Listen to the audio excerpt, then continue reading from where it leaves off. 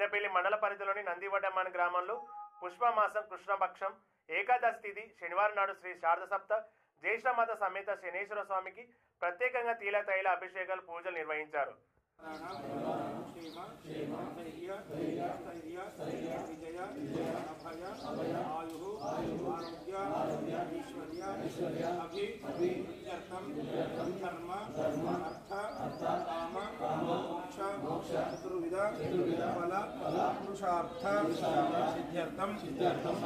समस्त ग्रह दोष निवारणार्थं विशेषेण